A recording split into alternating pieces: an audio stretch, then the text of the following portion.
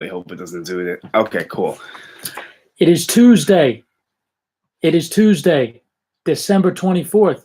It's Christmas Eve, one day away from Christmas, and a new edition of G&T Sports Talk. And this week, it's all about basketball. I'm Bobby Thompson. I'm Jewel. We got 5 games tomorrow, and this will be released on Christmas. We're doing it early because it'll be hard to meet up tomorrow, especially since the first game starts at 12. But I just want to give a quick scope of what's going on around the NBA since we haven't really done this yet. So just going to go through the conference, some notable news, got a few fan questions as well, and we're just going to go through all that, some league leaders. So we'll start with the East. The Raptors have been great this year. Kawhi Leonard's been a great addition. They're in first place. Second place, you got the Bucks with Giannis. They've been playing great as well. They'll be playing tomorrow. We'll get to them later. Third place is the Pacers, maybe a bit of a surprise, the upstart team. Last year, they took the Cavs to 7 games. They've been playing well. Then you got the 76ers in fourth. The Celtics in fifth is very surprising. We'll get to them later. Hornets are in sixth. Heats are in seventh. Pistons are in eighth. And the Nets are in ninth place. And they've been playing well lately. And Bobby may touch on them later. How do you like what you've seen from them so far? Their last 10 games have been pretty good. Yeah, I like what they see. They're starting to get a little bit better. You know, as we all know as Nets fans, it hasn't been great for us for the past, 10 years? Especially since the last time we were good was, 2003 when we were in the NBA Finals against the Lakers. Yeah. So it's been a rough stretch for all New York ball. A severely rough stretch for Nets fans, but I stay loyal no matter what. I am impressed with what the Nets are doing. I think that Russell has really brought a spark ever since that trade. He's been from good, the Lakers, for sure. So I really like him. We'll see how it goes. Look, we've seen this before where they start well and then they fizzle out at the end of the year. So it's all continuity. I mean, yes, Larry would love that. Yeah, and he actually has a question too, so that's funny. But so in ninth, the Nets have been playing well. They've made a push to the 9th spot and 8-2 in their last 10. So they're trending up. The Knicks are trending down. I'll get to that in a minute. Knicks have been horrendous, but in 10th, we got the Magic. The Wizards have really been a disappointment. 11th place, I don't know what's going on. You got in-house fighting there. That team's a mess. 12th place, you have Atlanta, who's horrible. The Bulls in 13th. And then us, second to last in the conference because we're the Knicks.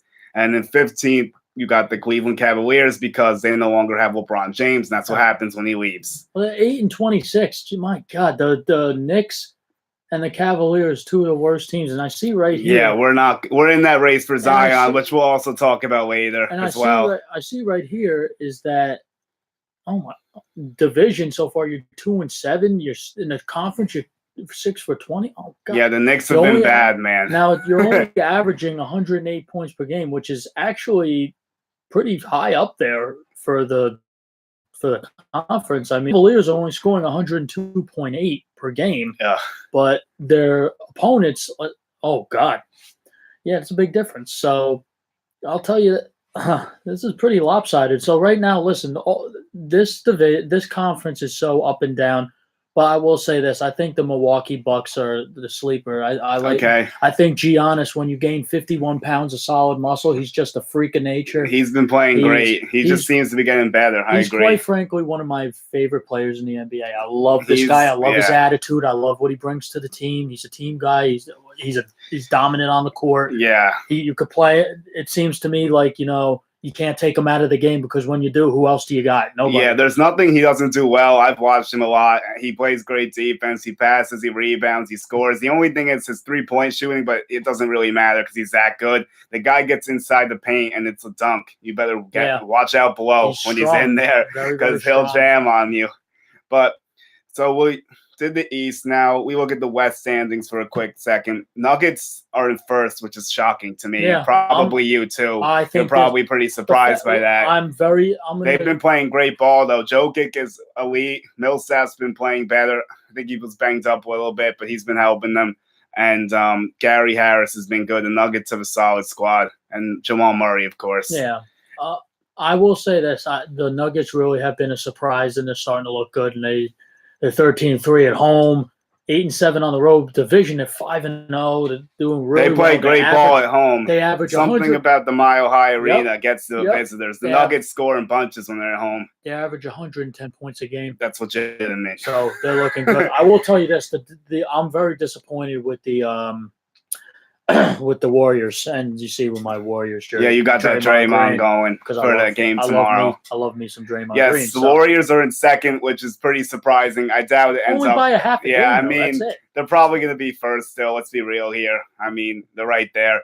There's just been some issues with the in-house fighting with Draymond Green and KD, and that's a whole big topic we're going to get to later. Curry's been banged up too, and they're still basically the best team in the West, so I wouldn't worry too much. Also, Boogie Cousins hasn't even played for them yet. Let's not forget that. Once he gets back, they're going to be so dominant. You're going to see – you see this right now. They're 23-11. The Nuggets are 11 losses is a lot for the Warriors, especially this early in the year. When he comes back, I don't expect them to I'm going to say this. I don't think they lose 25. I'm going to say maybe they lose between 18 and 21. Yeah, I don't think you'll see too many more L's from them either, really. Especially if you keep Curry healthy, you keep those knees and ankles healthy. Yeah, that's the thing. KD, he's an assassin, obviously. Draymond Green, he's good for starting problems, but he is a great defender. He is the glue to that team. I think the sleeper on that team, honestly, is Klay Thompson. I think yes. I think he is a huge mismatch. I think he's a great. He's a sharpshooter. Yeah, you can't leave him open because he'll kill you with the three.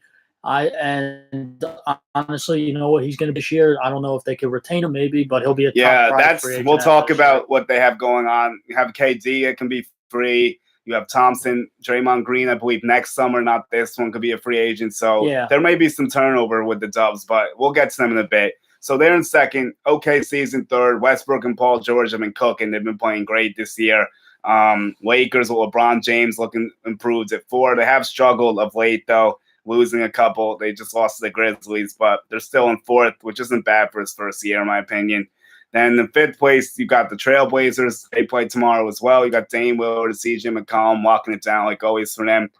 6th place, you got the Clippers. They've been sliding a little bit. They were in first, I think, the last time we talked basketball a few weeks back, so they've been a little up and down, but overall, not too bad. They don't even have a real superstar player, so I think they're still doing okay, in my opinion. In 7th, you have the Kings. That's a huge surprise. That's probably the biggest surprise of this whole board, besides the Rockets being in 8th. I think the Rockets being 8th is a bigger surprise. Yeah, you're probably right. But the Kings are so bad, like, you never expect them to be in the top 8, though. No. I get what you're saying, though. The Rockets have been the biggest disappointment. They're a bust right now. Look, the Rockets, their lineup is scary. I mean, you got CP3, you got Harden, obviously. Harden, of course, but Capella down low, Eric Gordon. How do you, and you're 17 and 15? Come on. It's been a bad start for sure. He had the whole Melo thing, and I think Melo got a bad. Garbage. He's declining, but I think Houston gave him a bad rap. Like, they never gave that a chance, really. You can tell, like, it's not just him why they're struggling. They're still only 2 games over 500, so it wasn't all his fault. I know he's had some rough play lately, but I think the Rockets have deeper issues than him. No, that's true. I think the big thing for the Rockets that people don't talk about enough is Trevor Ariza. Them not having him there has been critical. That's why this team's falling. That's why the defense is falling off. Ariza was the glue to that Rockets team, and no one realized it. Yeah, I don't know why they didn't just pay to bring him back. They could have went over the tax, but the owner wants to be cheap and didn't pay him. And now you see he's going to pay for it, it looks like. Yep, that's true. And another surprising thing is that the Spurs are in 9th place. When do you not see the Spurs the top 8 team? Well, they when you lose a lot of your players, when you lose somebody like Kawhi Leonard and you trade him away, which was, I think, stupidity. You're not going to do well. Greg Popovich could only do so much. Yeah. And you only work with so much. But I will tell you this. I think that he will have them as a playoff team. Oh, yeah. This isn't like anything crazy. Like, they could still be a playoff team. They're only 5 games out from the first spot from what I see. The Spurs are the New England Patriots of basketball, in my opinion. Yeah, they are. They're very business-like. That's a nice comparison. I'll give you that one. I will. And then DeRozan's been playing well for them, so I think he'll get them into the playoffs. Yeah, we'll obviously, Aldridge still there. The Grizzlies have been a little up and down in the 10th spot. Jaren Jackson Jr. has been outstanding for them, though. That was a great pick. He's been killing it. And Utah is surprisingly the 11th seed. I thought this Utah team was going to be a solid top 8, maybe even top 4 to 5. After what I saw from them last year in Donovan Mitchell, I don't know what's going on right now. Maybe some injuries, but they haven't really clicked that much this year yet. Yeah, we'll see what happens. So behind them is Dallas, who's been a little up and down as well. But Luka Doncic has been amazing. He's the best player in the draft, most likely. The Suns whiffed on that. Also, Atlanta had Luka and traded him for Trae Young. That's looking stupider by the day. Doncic hit a crazy shot yesterday, sent him to overtime with under a second left. He was falling into the bench basically as he hit this three-pointer. Luka's a stud, I gotta say. He's looking well, but I think the Dallas Mavericks, I don't think their future is that bright. I don't think you're going to see what they had with Dirk Nowitzki. Yeah, who else did they have when they won all those championships? There was Jason Kidd was there for a bit. Yeah, they had maybe Marion at that point. There was Jason Terry. I think that Mark Cuban should just sell the team. They have been trending in the wrong direction, though. I see what you're saying. Yeah. But if they can get another nice player to pair with Luka, like maybe next year things could look better. But I agree. They probably won't be a top 8 this year. That'd be pretty surprising. No, they're not making the playoffs at all. Yeah, probably not. The West is too good. But you know what's really surprising, actually? The Pelicans are in second to last, and they have Anthony Davis. So that's kind of stunning to me. Well, he's too focused right now on leaving. I think he focuses more on when he's about to leave the Pelicans than winning right now. All he's talking about is his legacy and wanting to play with LeBron or something like that. But you can't worry about that right now. You got to focus in now. Your team is second to last, and you're 15-19, and then the Suns are dead last at 8-26, which is pathetic. Yeah, the Suns have been bad for a while, and I don't see what's going on there. Nothing too good, really. No. And then the T-Wolves are not as surprising. You had the whole thing with Jimmy Butler. That was so chaotic. Now they have Saric and Covington, but yeah. Where did he go? Who, Butler? Yeah. He's on Philly. God. Yeah, so Butler's on Philly. They got back Dario Saric and Robert Covington, and not a great draft pick. So yeah, I don't even think any draft pick actually. So the T-Wolves not looking hot either. They're third to last in the conference. And now we're gonna go over the league leaders for a bit. Then we'll get to the games tomorrow and everything. So points, you got Harden, of course, leading the league with 32. He's been balling like always, which is kind of weird that Houston's playing so bad because he's his normal self, but we talked about that before. KD is second. Anthony Davis is third. You got LeBron at fourth, and then Dame Lillard at 5. All these guys are averaging 27 or more, so nice group of guys in that top 5. Assists, you got Russell Westbrook, of course, 10.3 assists. Jrue Holiday, wow. Yes, Jrue Holiday is third in assists.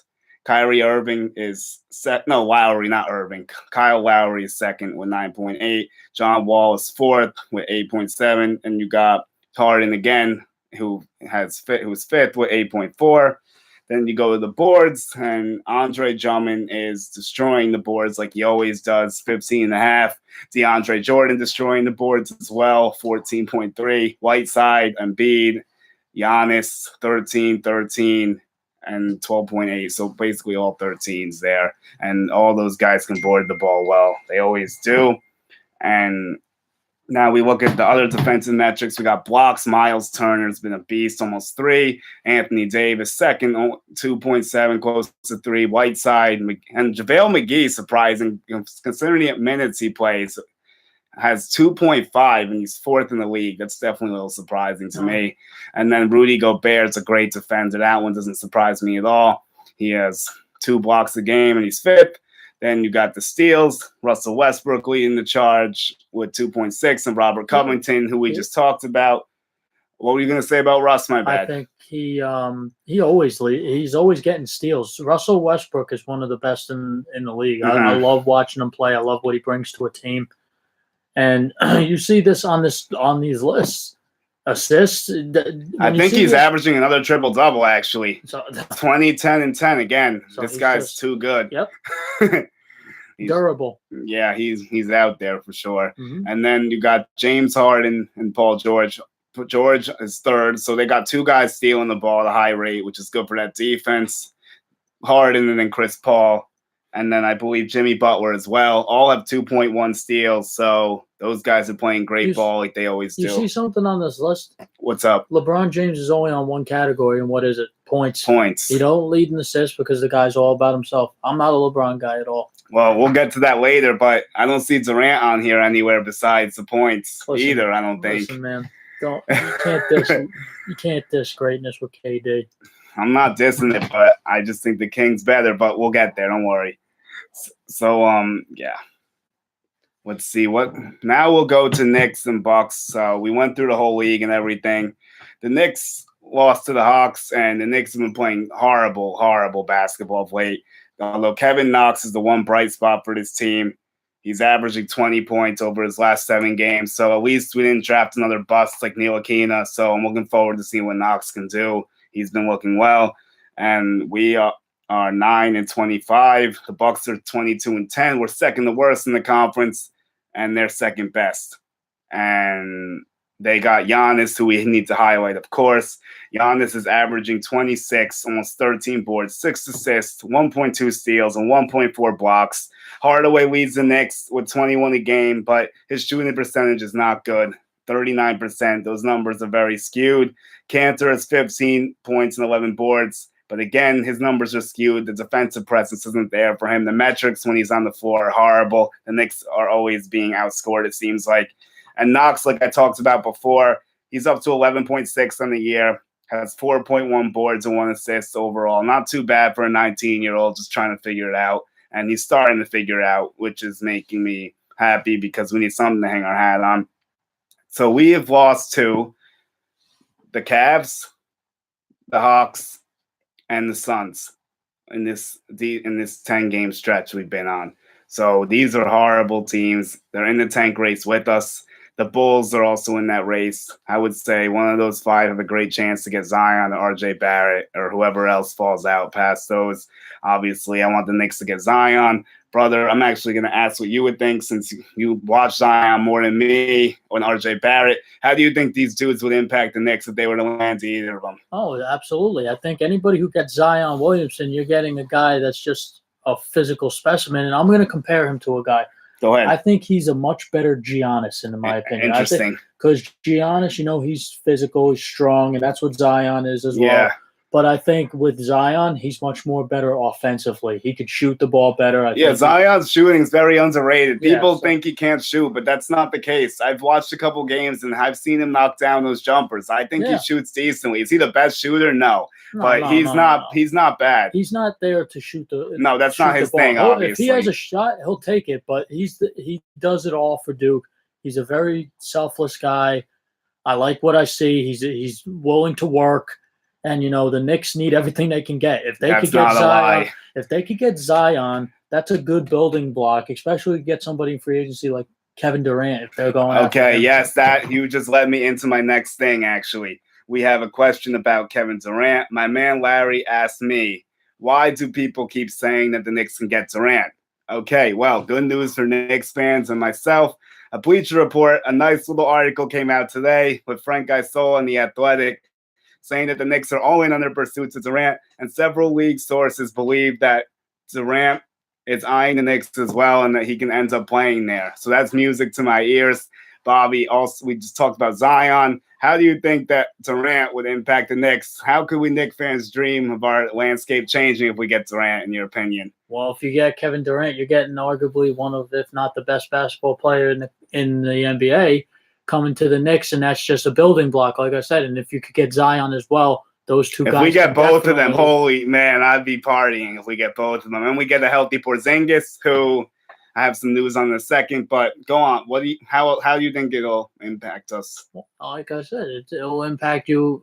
It will impact both Knicks on the court and off the court. Yeah. It will definitely help put people in seats. It will definitely help the team get wins. Kevin Durant, anywhere he goes, I think he'll make them excel. I think helping Zion, I think having Kevin Durant as somebody to mentor Zion in the league, I think that's something that they're going to look into. For sure, yeah. And like I said, if the Knicks could pull this off, that's a huge thing for the Knicks. Right away they might not be competitive, but give it a year or two, they will be competitive, and they could be there. I know the Golden State Warriors would really, really like to re-sign him, but I know Kevin Durant, after all this turmoil with So are you believing this smoke? Do you believe that we can end up getting Durant? Are you starting to be a believer of Durant to the Knicks? The Knicks have a lot of cap space, right? Well, we have enough for one player, I think, right now. So if we draft Zion and get Durant, I'm not sure we can get anyone else, but we would have to dump Courtney Lee or Tim Hardaway, which I've been preaching for like this whole season, basically. If you get rid of one of them, you can open up that second cap spot for another max player potentially. All right. But right now it's only one because Enes Kanter is really the only guy coming off the books, and that's like $20 million, which will help. So yeah, that right now it's looking like one. Hopefully it could turn into two. Your Nets actually have two. You guys are not in a bad position right now, to be honest. Well, we could all agree. I don't think that Kevin Durant would ever play for the Nets. I really hope not. But I think that would really be a slap in the face to us. We've heard all last year and earlier this year that Kevin Durant has been linked to the New York Knicks, and he really likes playing in Madison Square Garden. I mean, who wouldn't? Yeah, a lot of guys always say that, but they never want to play for us. Can this be a different story finally? Can he be the guy to break that mold like Amari Stoudemire did? Yeah. I really hope so, because that would be huge. I think Knicks will obviously be a playoff team if they got either of them. Well, maybe not Zion, maybe. But if they did Durant, that's automatic playoffs. Maybe even top three if everything goes well in the East. Will we actually win it all his first year? That may be a stretch. If you have him and Zion, I guess it's possible. Maybe if you tinker a couple other things, but it's still going to take some time to build it all the way back up because we're really in the basement right now. Yeah. So if Porzingis is actually key too. If he comes back healthy and you add those two guys, you're really talking now. With the other development of Kevin Knox and Alonzo Trier, who is actually going to be back. Trier has been good for us. Undrafted rookie, averaging over 11 points, 3 boards, almost 2 assists. He's been a steal out of Arizona. And the Knicks have been suffering without him on the court. So he'll help us tomorrow, hopefully. And then Mitchell Robinson's missed a lot of time with the ankle. Looks like he'll be out 3 more games, so you won't see him tomorrow. The Porzingis alert that Steve Mills said this week that he will be reevaluated in February. Maybe he'll start doing some white activities, basketball activities towards the end of January, early February if all goes well. But honestly, I'm not expecting him back this year. It doesn't make much sense, really. I don't think it's worth the risk. This team's going nowhere. Do you want to showcase him to some free agents? Maybe. This is a question I'll ask you, Bobby. Do you think that the Knicks could benefit from playing Porzingis like 10 to 15 games just to show that he's not too rusty and that he can still play? Or do you think that we should just let him sit and people should just assume that he'll be back? Well, I think it'll, it's all about the foreseeable future, and he is a part of that future for you guys. So I think that, you got to be cautious with the guy. Like I'll give you an example. Like with the Patriots with Rob Gronkowski, you got to be cautious with him. Okay, that's a good cross. So if he's hurting right now, why put him out for 10 to 15 games to put people in seats? You got to, you know what? Sometimes you have to sacrifice. I know for the Knicks, you've been sacrificing for years. But yes, we're hoping this is the last sacrifice. But I will say this. I think that, rest him up when he's fully healthy, put him on that court. So, when he's there, he's at full strength because if you put him out there and he's not full strength and he gets hurt worse, he's going to be out longer. So you really need to. Yeah. I mean, it's a very tough thing to juggle. I agree with you because it makes sense that you'd want to show the free agents he can still play, but that's not worth risking his long-term health. They know what he brings to the court. Yeah, they know what he. Need to see anything. Yeah, you're okay. You're right. It's just depending how he recovers off of it. I guess that'll be the big question. Yes, if he recovers, he's a great player. He'll be fine. So I'm hoping that goes smoothly. It's also difficult because he's 7'3". I don't think they've really experienced any rehab like this before with a man this big for an ACL. So I'm pretty sure like it's new for everyone. That's why like the timetables are very murky in my opinion. Yeah. So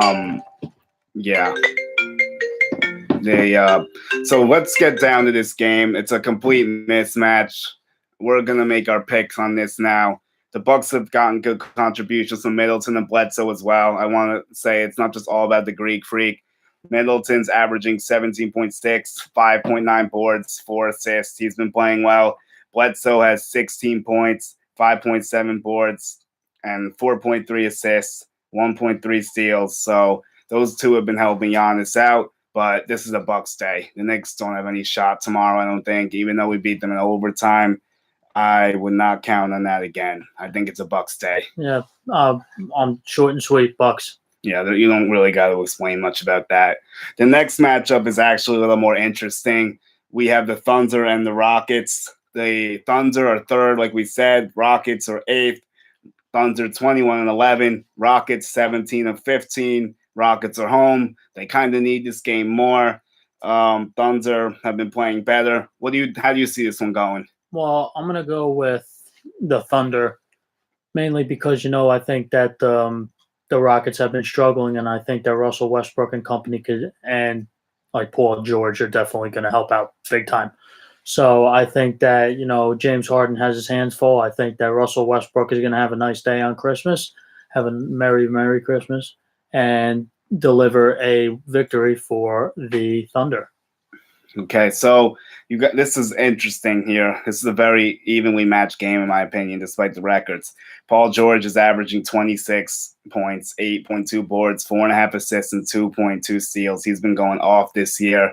Russell Westbrook, of course, like I mentioned before, he's averaging a triple-double again with 2.5 steals. This guy's a beast.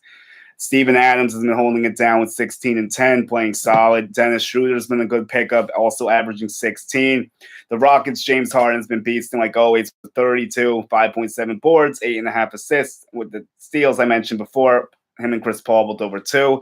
Paul has 8 assists, 15 points, 4 rebounds, and Clint Capella has been holding it down well for them, 17 and 12, 2 blocks a game, 1.5 steals. He's been making an impact too. And Eric Gordon's contributing with 15 as well. I'm going to say Rockets turn it around, so we're going to differ here. I think Rockets get it going at home. They shoot the lights out at home. I think the Thunder, they've been playing well. I think they're due for a little slip-up, but they did also lose to the T-Wolves by 2.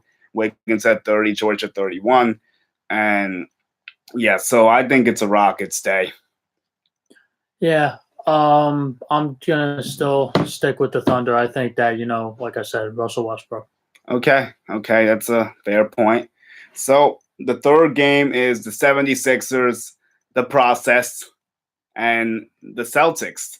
This is a very interesting matchup, and the Celtics have dominated the 76ers time and time again. They embarrassed them in the playoffs last year without their best players in 5 games.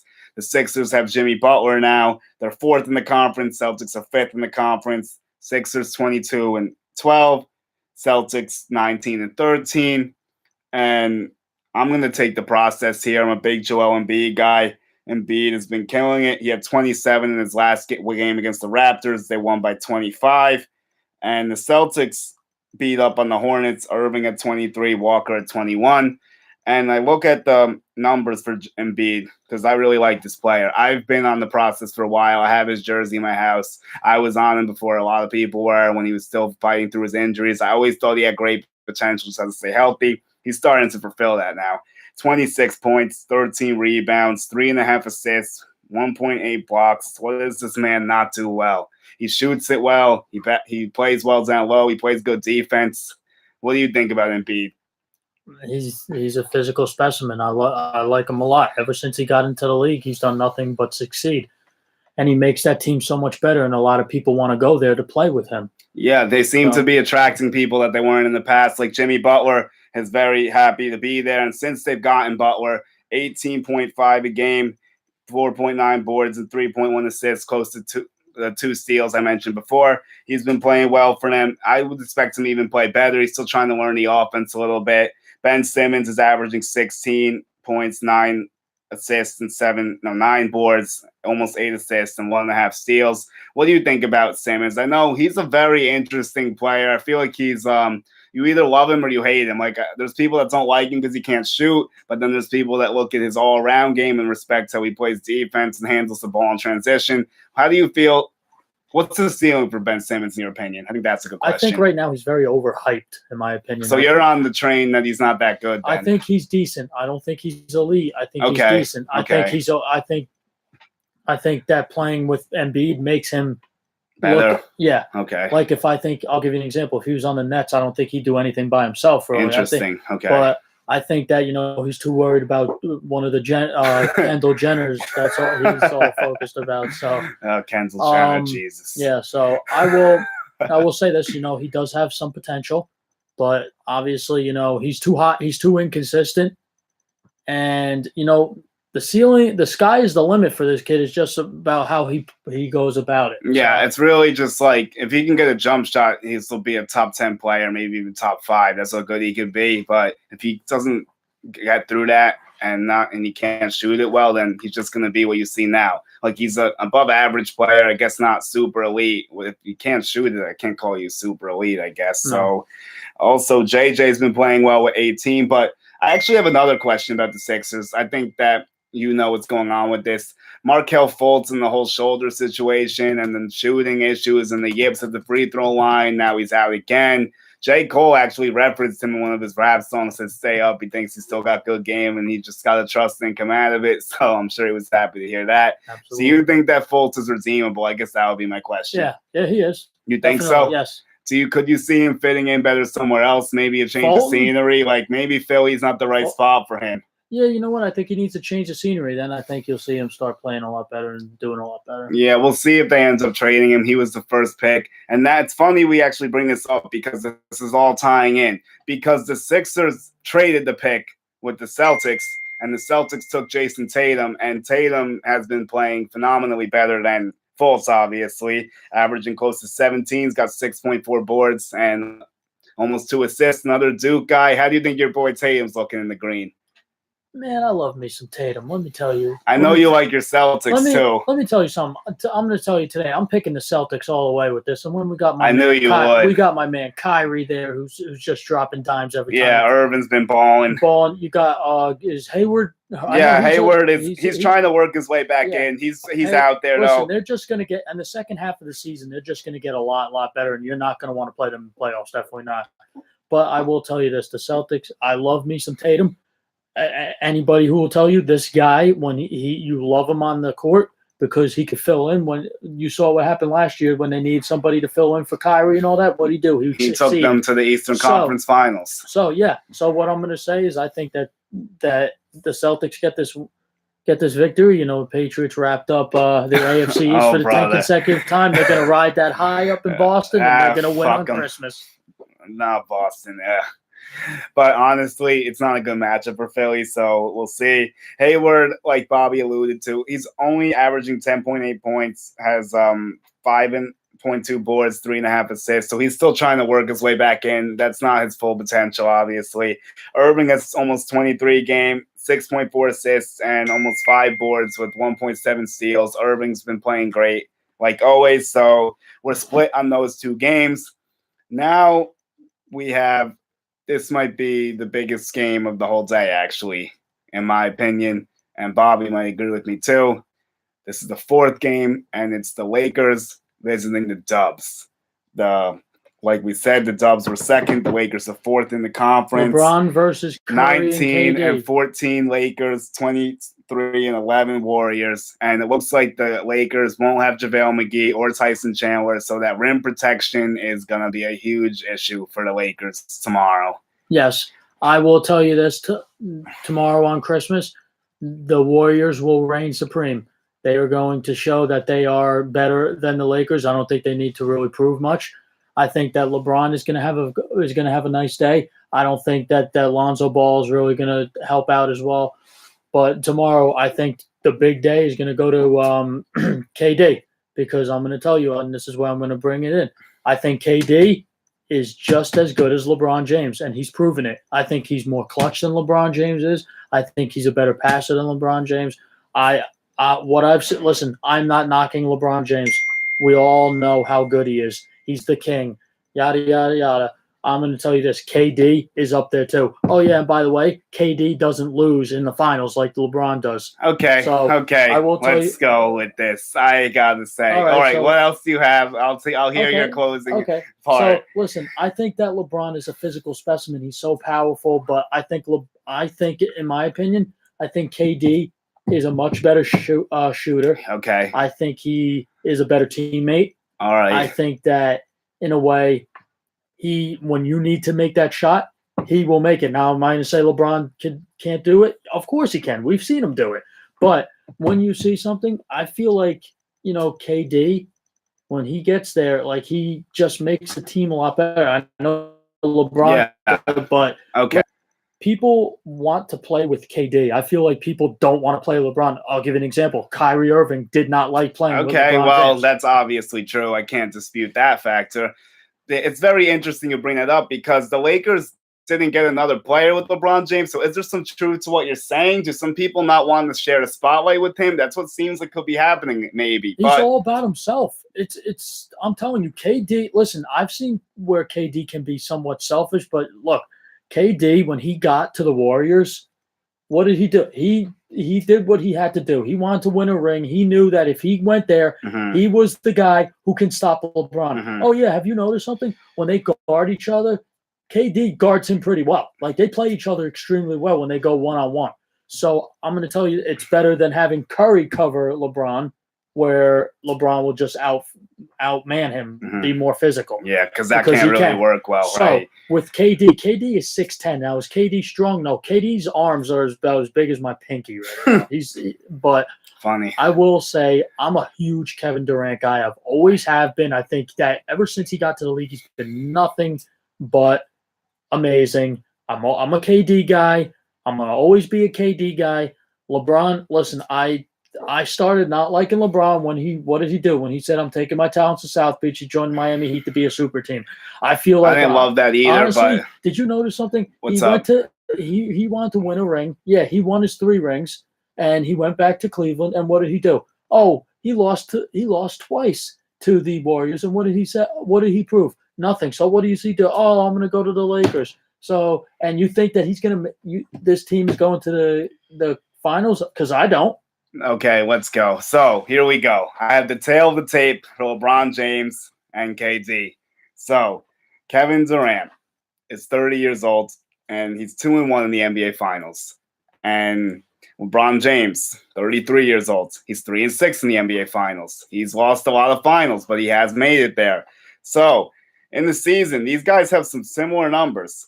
They're both averaging around 27.2 points for their career. The rebounds looks like 7.8 for KD and 7.4 for LeBron. But the passing goes to LeBron, 7.2 to 6.1. And then in the postseason, we'll break down their postseason numbers because we want to know the winning numbers here. James has averaged almost 29 points. Looks like 8 boards and 4 assists. And in the finals, oh, wait, no, that's Durant stuff. He averages 28, 8, and 4. Wow. Okay. Well, Durant's numbers in the postseason, 28, 8, and 4. James also, wow, their numbers are so close. It's crazy. Like 28.9 and 28.8 for their scoring, for example. The rebounding looks like James has 1 more board than him, and he has 3 more assists in the playoffs. That's a little bit of a difference maker to me there. Although the free throw shooting, Durant is 86 career, looks like 86 playoffs, 88 career. And LeBron James is like 73 playoffs and 74 career. So it is a very interesting argument, but I'm still taking LeBron, man. That's the best player. He's 5th in all-time scoring. He's got all these accolades, a 14-time All-Star, 4-time MVP, 6 times in all-defense, 3 finals MVPs. And Kevin Durant is a 9-time All-Star. He's got 2 finals MVPs, and he's won 4 scoring championships. So he could score a little better at certain times. But I like LeBron's all-around aspect better. I think LeBron James is still the best. King James all day, baby. Well, agree to disagree. KD all day, baby. Okay, so now we look at the rest of this. Kuzma and Ingram have been 4.8 assists with 1.5 steals. And the Dubs, obviously, KD is 29 on the season, 7.8, and then 6.1 assists with almost a full steal and a block. And then LeBron has 27.6, 8.2 boards, 7.2 assists. So they're pretty similar again. LeBron better in certain areas. And then Draymond's been having a down year, kind of only averaging 8, but his boards and assists are still there, which is important, 8 and 6. Curry's averaging close to 30. Thompson's averaging around 22. So they've been contributing, but I'm going to have to agree with Bobby here. LeBron James wins the war, in my opinion, but KD will win this battle tomorrow. Well, we'll see what happens. Okay, so we got one more game to get to, and it looks like it'll be the Blazers and the Jazz. Blazers are 5th in the conference, 19-14. Utah 16-18. And I think this is a Jazz day. I'm going to start by saying that. I think they'll turn it around. The game's more urgent to them. Donovan Mitchell still averaging over 20 points a game. I'm still reeling that we took Frank Ntilikina instead of Donovan Mitchell. What kind of garbage is that? My organizational draft. The organization drafting is pathetic, honestly. How do you get that scrub from France instead of Donovan Mitchell? The guy just produces points. And Ntilikina will be lucky if you get 5 points out of the guy. It's unbelievable, man. I'm still distraught about that. I can't let that go. If the Knicks would be looking a lot better right now than Donovan Mitchell, I bet they could even make a push for a low playoff spot in the East if they had him. That's how much of a difference I think it could make, honestly. So how do you view this, and what do you think about this huge blunder by my team? For this game? Well, yes, you could talk. You'll get to that for two, but I'm asking, how do you feel about the whole Ntilikina, Donovan Mitchell situation? How badly we whiffed? What are your thoughts on that? I think you guys made a big mistake, obviously, but there's not much you could do now. You have to. I have to live with it. Obviously, I don't like it, but now I'm going to get into this game. Go ahead. So I'm going to keep it like this. I'm going. Was it Blazers in Utah? Yeah. I'm going Blazers all day. Damian Lillard, he's going to do that 4-bar, and he's going to light it up. So I think they are going to get back on track. They're going to start winning a lot more, and it starts with Christmas. Yeah, well, they actually had a big win against the Mavs. We talked about the whole Luka Doncic thing, and the Blazers actually won that game. I think that's kind of getting lost in this because the crazy shot that Doncic hit. But Portland won it. Dame had 33. He's been killing it. Has 27 this year, like we mentioned before. Has 4.8 boards, almost 6 assists. And McCollum, 21.3, has 3.8 boards, and he has 2.6 assists. And Amin, who's been contributing with 9 points and almost 8 boards. And then Jerkic has had 14 and 10. We look at Utah. Obviously, Mitchell's been playing great. Gobert still a beast on the defensive end, averaging 14.6, over 12 boards with almost 2 steals and 2 blocks. This guy is an animal. He's always in contention for Defensive Player of the Year, and I think he'll be the X factor along with Donovan Mitchell. Then you've got Joey Ingles, the Aussie, the 3-point shooter, 12 points a game, 3.9 boards, almost 5 assists. And you got Rubio with the 12, almost 13 points. He's got 3.5 boards around, and then he has over 6 assists because he's a great passer. He always has been, and his steals are almost 1.5, but yeah, I'm going to ride that Utah wave at home. They seem to play a lot better at home. And, yeah, so I think it's a Jazz day once again. So we're different on 3 games. We'll see how this looks tomorrow as we're watching these games, what ends up happening. But I think that's all we got time for this Christmas edition of GNT. I'm Julian Gallardi. I'm Bobby Thompson. And we'll see you soon. And have a Merry Christmas. Yes, have a great day.